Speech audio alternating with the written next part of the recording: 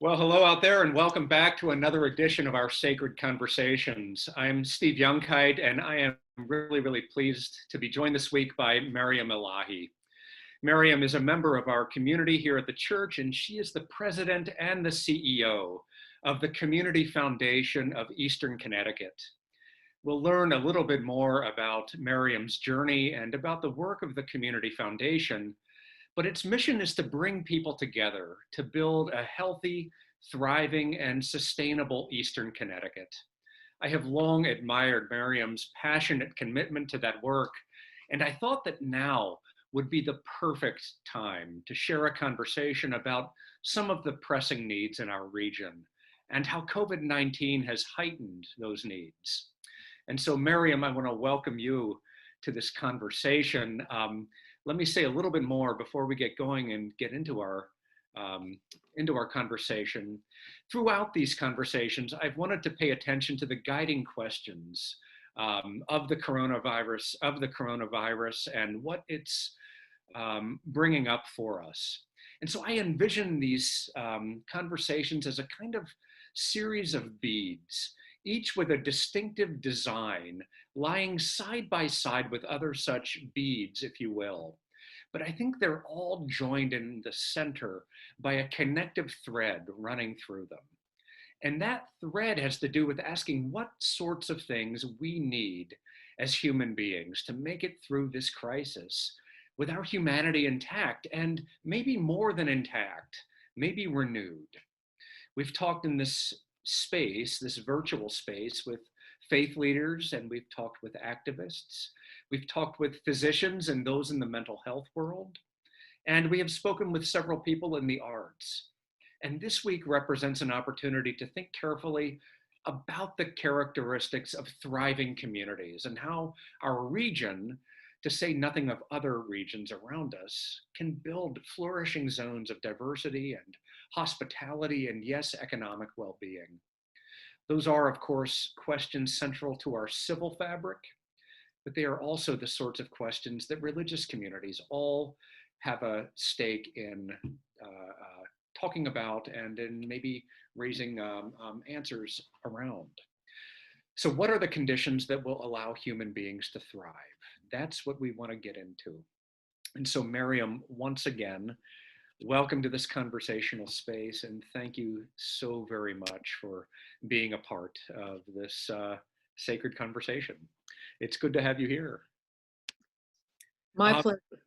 Yeah, why don't we begin just by, I want to ask you, how this period has been for you, and maybe, I don't know, how it's affected you emotionally and physically as well. How have things been in your part of the world, which is to say over the river in Old Saybrook? Yeah. Well, first of all, thank you, Steve, for inviting me to be part of this conversation. The First Congo Church has been a source of solace and friendship and support for me in the last 20 years. I moved to Old Saybrook about 21 years ago and didn't know a soul. So by getting to know folks through the church, by working at the food pantry, and then occasionally creeping into hear the sermons and finding my sort of common ground with so many people based on values, found a community. So, and it's really great to start the conversation by asking, how are you doing? Because I think that we're all, as members of the human fabric, experiencing this strange up and down that we're going through. For those of us who are so very privileged, especially in this country, to be part of the 0.0001% of the most privileged in the world, we're not afraid of falling through the cracks, of losing our jobs and our homes and food.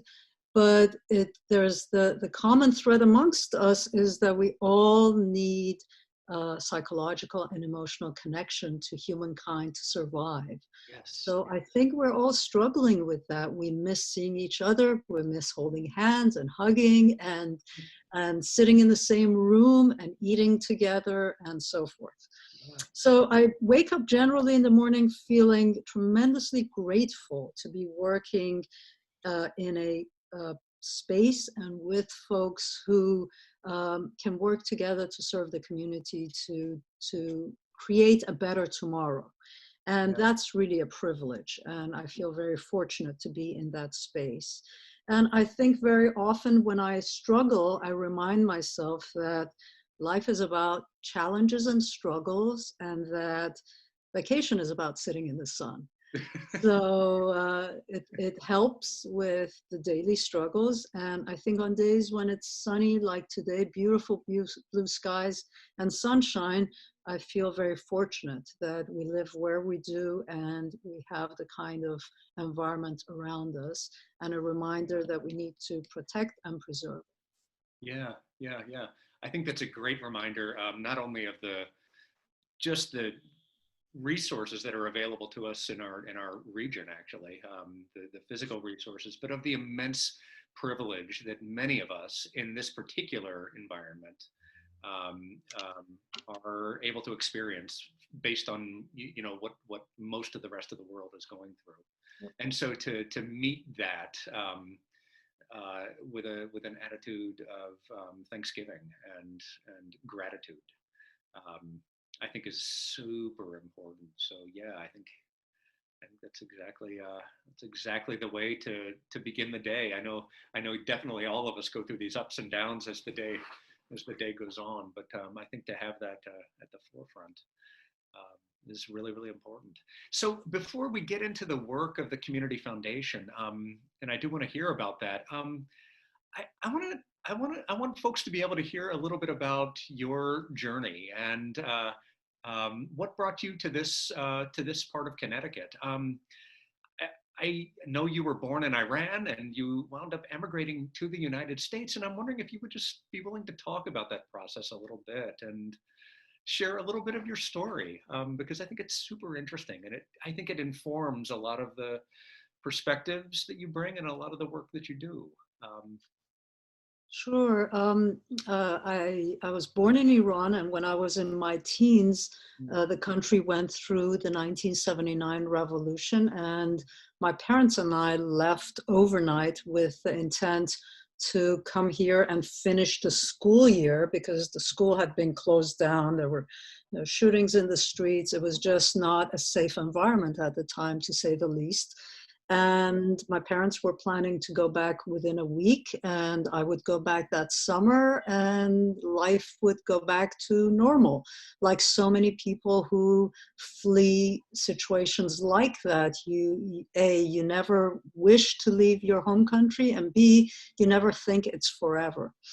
And as it turned out, and most folks know the history of that era with respect to Iran, nobody expected the transition or the revolution to transition into what it did. And there was, my parents were clearly not going to return into that situation. So we were in the kind of circumstances where a lot of refugees find themselves, especially refugees who come from a background of being educated and holding positions in their former country, and then their country of adoption, country of refuge. They really feel that they have fallen through the cracks, and they, especially as my parents were in their late 50s, and it was a struggle for them. So we, thanks to so many great, caring, kind Americans who were there for us, we were able to survive. And I finished my undergraduate studies and law school and graduate school in the Boston area, and went on to work in the international human rights field, working for organizations like Amnesty International. What brought me to Connecticut was to work at Trinity College. I started the first undergraduate human rights program there with the support of tremendous faculty there, and we really grew that program, and it was very, very exciting. And at some point, I started visiting this area because I love the water. I just love being on the shoreline. And I always did as a kid, and that's just part of who I am. Yeah. And so my dogs and I would come down to Old Saybrook and Yeah. go for a swim and enjoy the area. So at some point I thought, well, I could live here. And I moved to Old Saybrook, and I really didn't have a community. And I think that what COVID-19 is also reminding us is, people around the world tend to stay put in their communities and move less than Americans do for jobs, because they recognize the support that is needed in tough times from family and community. And I think that, I realized that the minute I moved to Old Saybrook, and I didn't know anyone, and it's not so easy to make friends. Yeah. So I started coming to the church community, and that's how I got connected Huh. to the area. Yeah, yeah, yeah. How old were you when you? So your family came directly to the United States, or were there kind of stops along the way, or? Um, Yeah, I was 15. We did stop in Geneva. I had an uncle who worked at the World Health Organization. My mother had studied in the United States, and she had a dear friend in Indianapolis. If David Good is listening, he always teases me about being a Hoosier. Um, this wonderful family in Indianapolis pretty much adopted me to go to high school while as my parents were planning to return. I see. Okay. They were friends of my mother from her college days. Okay. Okay. And so then from Indianapolis, then it was on to Boston. The Boston area, to college in Williamstown, Mass, and then law school and grad school in the Boston area. Got it. Got it. Okay. Yeah. No, that's a really interesting trajectory. Um, but you, at what point did you realize in that kind of long journey that I'm going to be here and I'm probably not going to be returning to. That's a really great question. It reflects your insight about the psychology of refugees, because I think for law, it varies from person to person. I think for decades, my parents, when wishing family members a happy new year, would say, and next year back home in Iran. Yeah. My father had a very visceral reaction. From the get-go, he was very much of a very supportive of human rights values and social democracies, and had no faith in transition to the regime of the clergy. And he saw that as a very dangerous sign. He did not see any prospects for democracy. But the moment that the clergy made some statements about music is the opium of the masses and banning music, my dad said, music is what keeps my soul going. He used to play the piano from when he was 6, and he loved classical music. And he said, that closes that door. I'm never going to go to a country which bans music. And that was pretty early on. That is so interesting that music was the decisive. But I think for many of us, it took years to realize that this transition to a theocracy was for real.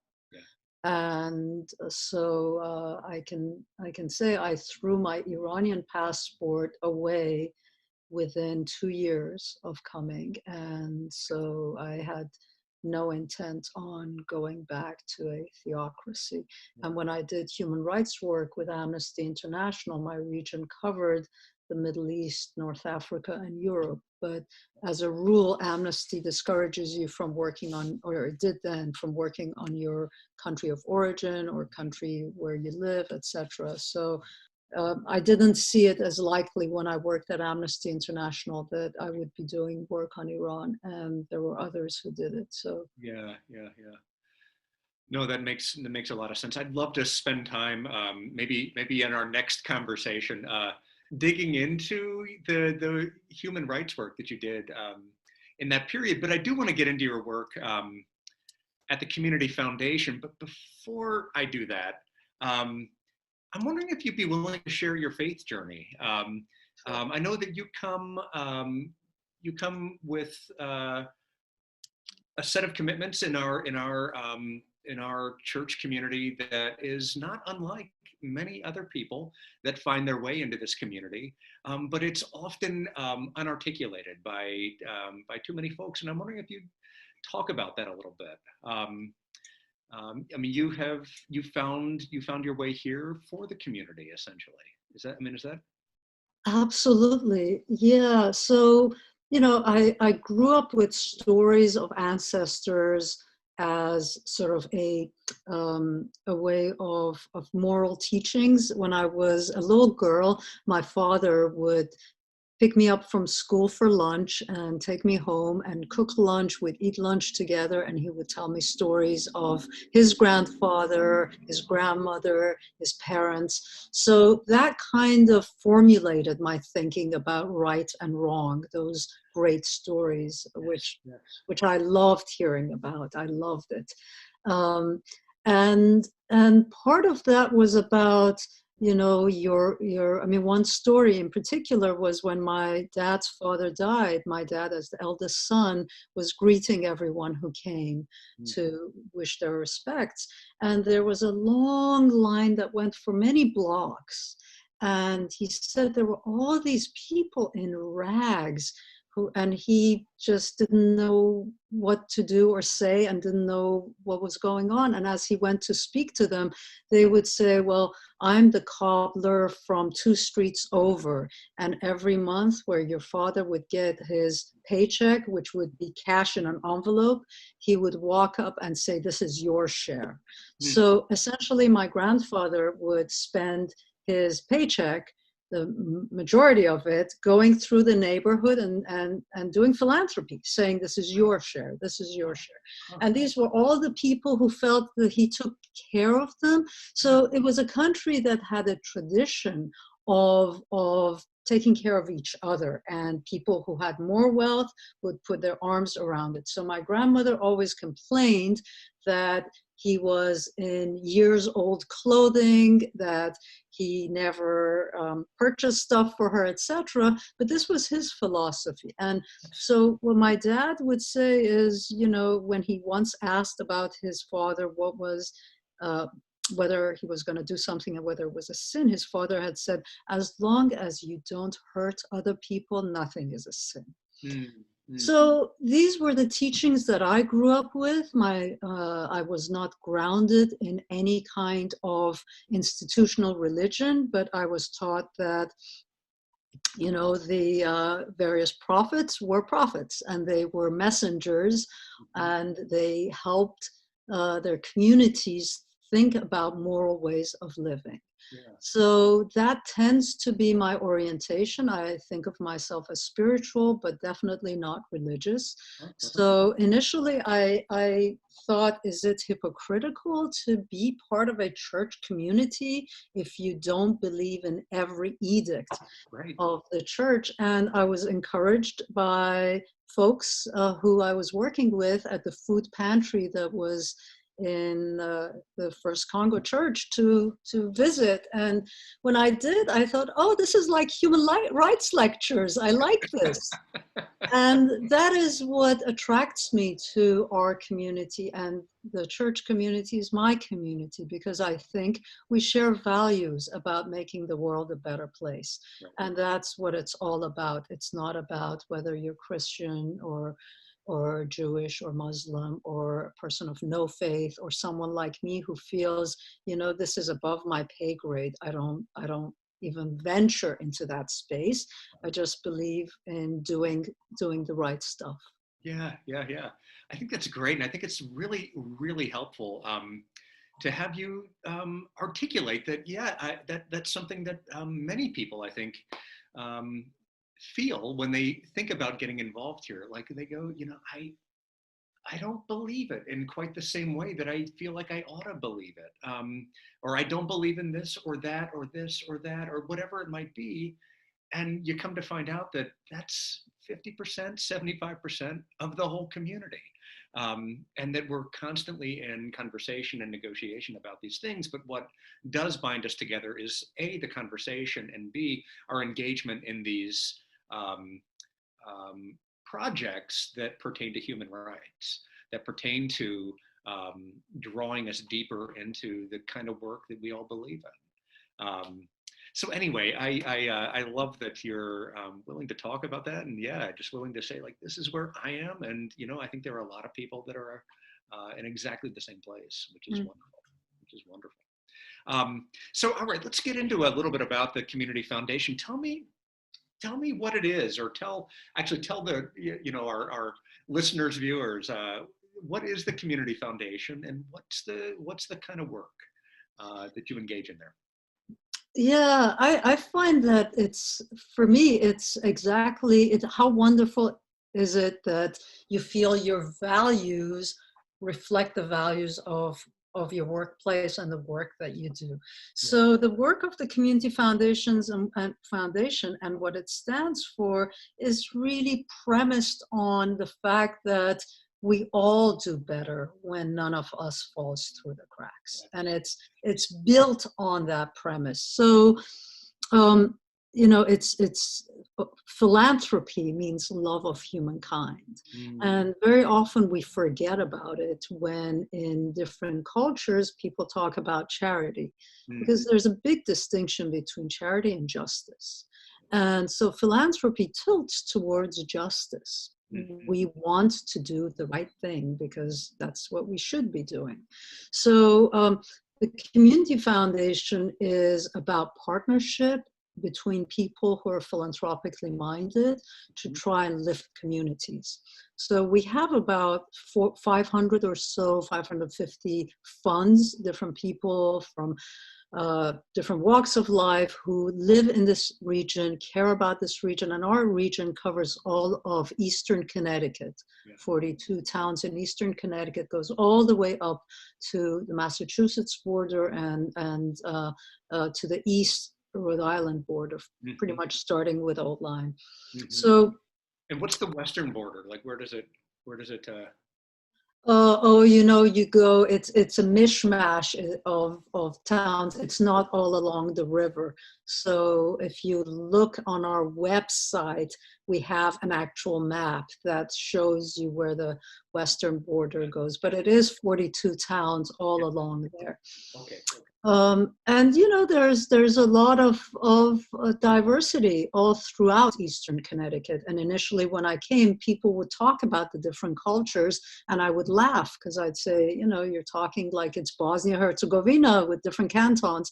But, this is Connecticut, where we talk about all the different towns with their own cultures and values, etc. So there is that. But the foundation is really, one platform where we try to bring together people to do the best we can for the entire region. And so we have 3 tools in our hands. We have, of course, people are familiar with our grant making. That's one of our tools. We also do convenings, as you well know, since you've participated in a number of our gatherings.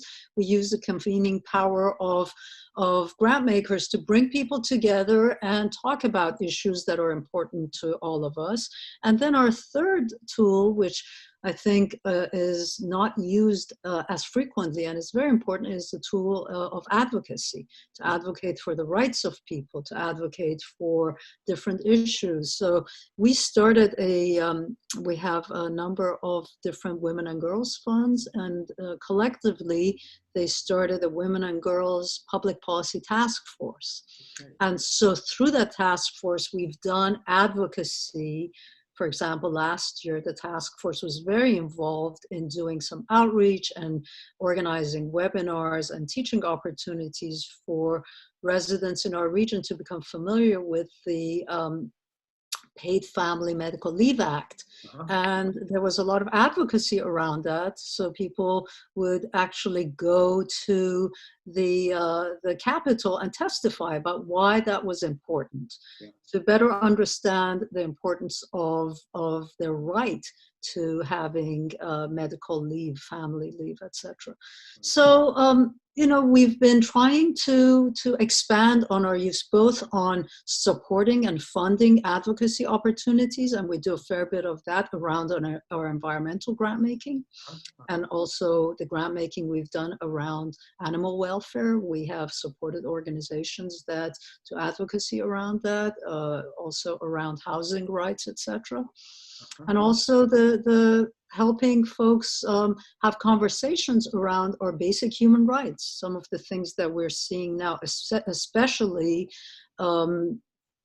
exaggerated during this time of Corona-19, we're talking about basic human rights, rights and access to healthcare, access to food, the importance of livable housing circumstances, a livable income level, etc. So that, when we talk about thriving communities, at the very essence of it is that people should have their basic human rights realized. Yeah. I love the idea that, well, I think getting back to the kind of the basic root of philanthropy, which is a love of humanity, just a love of humanity. I mean, I think that's a really, really wonderful way of anchoring the kind of work that you do, but then ensuring that nobody's falling through the cracks. That feels so vital, certainly during COVID-19, but long before that too, it feels, it feels vital. It felt vital. And Steve, sorry to jump in, but one of the things that I'm always reminded of, and I I continually remind colleagues and friends about this, is that there is an important role for governments to play. And it's very dangerous when philanthropy steps in and takes over the role of the government, right? We have internationally, with the leadership of the United States, the Universal Declaration of Human Rights was adopted by all nation states around the world in 1948. Yep. And through that, there was a recognition of basic human rights that governments would respect, promote, and ensure the realization of their citizens, residents' rights to the things we're talking about. Yeah. Access to healthcare and food and housing and education and so forth. Because there's an understanding that when human beings have these rights supported, they will thrive as human beings, and then our societies thrive when all of us have access to the basic rights. And so when I see philanthropy stepping in to do the patchwork that we do to support safety nets, on the one hand, I'm very privileged and honored to be a part of that effort. On the other hand, I am deeply concerned that governments get used to that and start pulling away from their responsibilities. Right. Well, and I think it's a very, very important nuance, because as we all know, philanthropy has actually been used to basically starve the government in many ways. So I think we do have to. I think we do have to nuance the many different ways philanthropy can be and has been used, which is why I love, again, getting back to your kind of root definition of philanthropy as a love of human beings. I think is a beautiful way to frame it. Whereas my sense is that oftentimes it's used as a tool of control or a weapon to dismantle government. So anyway, I do think that's a really, really important thing to highlight and to think about, the importance of government, especially in this time, as a guarantor of basic human rights, is mightily important. So let's go into some of the work or some of the ways in which you talked about these convenings. And I was privileged to participate in one last summer that you convened in Old Lyme. I experienced it as a very healing conversation among neighbors here and people in the community as we all figured out our common ground and some of the shared values that we're all working towards. So I was really, really grateful for your leadership in that. And I'm wondering if you would talk a little about what you heard, not only here, but as you listen around the whole region. What are the things that you hear community leaders and other residents talking about? What are the needs of Eastern Connecticut? Sure, I'd be happy to. So for folks who might not be familiar with it, a couple of years ago, we started what we called Thriving Communities Conversations. And we really wanted to go throughout the region and hold conversations, invite everyone, and just hear what's on their mind, what is happening that is exciting in towns, where are gaps and challenges and places where we could all be more focused on and be more helpful, and also to share with folks, town residents, what the foundation was doing in their town that they might not have been aware of. So and we decided to partner with our libraries, because ultimately, as we all know, our parks and libraries are the ultimate equalizers, in the sense that you walk into a library and no matter what your sex, gender, sexual orientation, race, ethnic background, religion, etc., you have equal access to all the treasures in the library. Yes. And our libraries are wonderful spaces. So as we reached out to the libraries in our region, they all greeted us and welcomed us, and we're very excited to partner together. And so it has been a fantastic opportunity to reach into communities. We've generally had, the last couple of sessions that we've had attendance of somewhere around 70 or so, I would say, people who'd come. So very interesting to think about who was at the table and who wasn't at the table, because that tells you a complete story. So who was at the table? They were our partners, our philanthropic partners, our nonprofit partners. And so basically, people came because they knew it was the community foundation.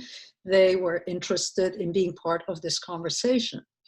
And then there's a story of who wasn't there, people who benefit and who we hope benefit from the programs that we fund, from the grants that we give out. And so we realized that the Thriving Communities Conversations help with part of our endeavor.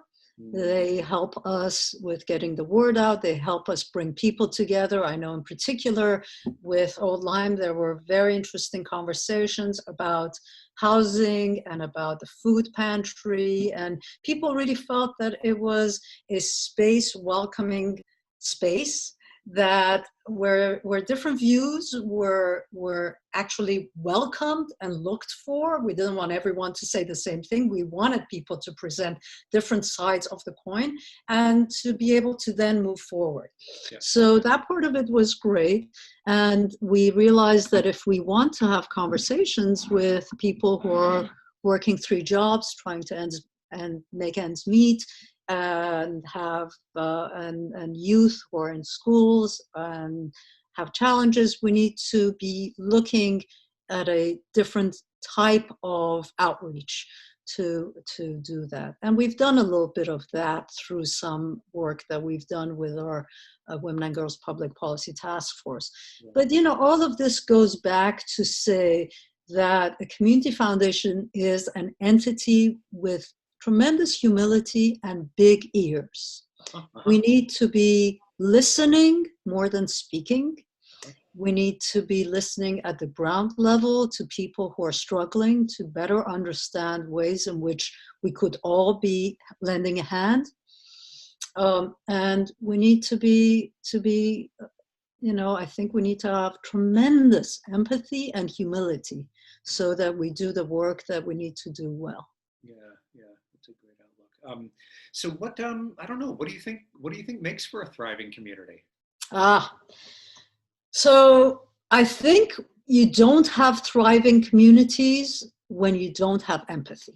Mm, I think that is in communities, and I wouldn't even call them communities, yes. but in residences, in places where people don't have empathy, Mm, you cannot have a community.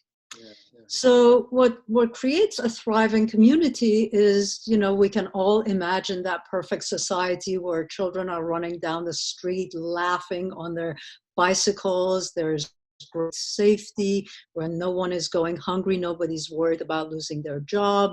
Students are learning and growing to be to do what their heart desires to do, to be able to follow their dreams, that parents feel they can go home to a safe environment and spend time with their families. I mean, that's the ideal picture of a thriving community. Neighbors care about each other. I mean, going back to what I learned as a child, my grandmother used to say that when they went on vacation, she would take the house key to the butcher shop yeah. and say, if something happens, I just want someone to have the house key. And he'd say, put it somewhere on that bookshelf. And then when she'd come back and ask for it, he'd say, well, it is wherever you left it. So that is a sign of thriving communities, neighbors caring for each other. And, I think we have that. We're always seeking to be better. But I think about, and I'll give you an example of what's happened and what comes to mind now in this era of COVID, is soon after it was clear that this was not a temporary and quick passing uh, era. Mm, In March, in mid-March, we set up a fund like so many other community foundations around the country. We called it Neighbors for Neighbors. oh yeah. And and it has been tremendous to see the outpour of generosity from people who, will send $10 to people who will send multiples of that. Right. And that tells you it is a thriving community. People care. People don't say, I want to send you $200, but only for the town of Stonington. People say, here's my donation. Yep. Thank you for helping people do better. And I'm really excited because we've been able to do a lot of stuff. Our board just approved about $450,000 today that will be going to the executive committee of our board approved, that will be going to help different nonprofits serving this region throughout the region. And it varies from helping folks with disabilities and learning challenges to people who are struggling with homelessness, people who need better access to food, seniors and their care, youth learning challenges, the entire spectrum, if you will, of needs that exist. Yeah. So it's terrific that we've been able to facilitate this, again, philanthropy. Mm, We've been able to help with the generosity of a particular donor get over I want to say 100 and about 200,000 masks to different nonprofits in our region. yeah. And so that helps them with the work that they do in communities. We've been able to fast track a lot of grants that go to organizations that are addressing basic human rights so that they can do their work. And all of this is because there are a lot of people who are our philanthropic partners who care deeply about ensuring that nobody falls through the cracks. And and that and more, that people are able to thrive, that people feel they're supported, they're cared for, because we know how important that sign is when people feel that their neighbors care about them. Yeah, yeah, That yeah. says a lot. It says an immense amount. So yeah, I'm heartened to hear that people have been incredibly generous. That comports with what I've experienced here in the church as well. So, so tell me, what do you think the most pressing needs in our region are? As you've been out there listening, I mean, what would you say are the things that leaders in various communities probably need to be focused on and working for? I don't know. I think it's a spectrum, as you can imagine. It's a spectrum from, you can think about all the needs of youth, Yeah. and the needs from access to men, and all the various support systems that are needed for young people to do well at school and in life, to be successful. From that to people who are struggling, as you know, in the ALICE population, in the working class population, where it is one or two missed paychecks and you fall through the cracks. Well, you need greater support to be able to manage that. So those needs, people who are struggling with different disabilities, and the need to be recognized, the need to be employed, the need to be respected. And then for all of us, and the need for our access to arts and culture, because very often we kind of put that away as it's not as essential as bread and water.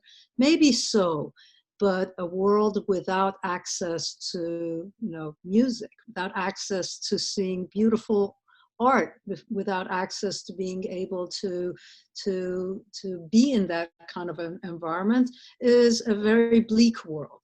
Yep. So I think that, so this community in many ways is not any different than any other community. We have, people who are doing extremely well. We have people who are not doing well. And, it's about a community where there's tremendous empathy and generosity to ensure that, there's outreach to help each other.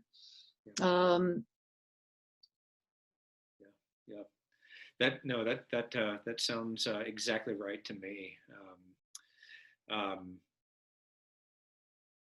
One of these days it would be interesting to tag along with you to various conversations around the eastern portion of the state and hear what folks are talking about, and just to hear what people are up against and what sorts of things they need and would desire in their communities. But it certainly resonates to talk about the arts, because as Jesus reminded us, human beings do not live by bread alone.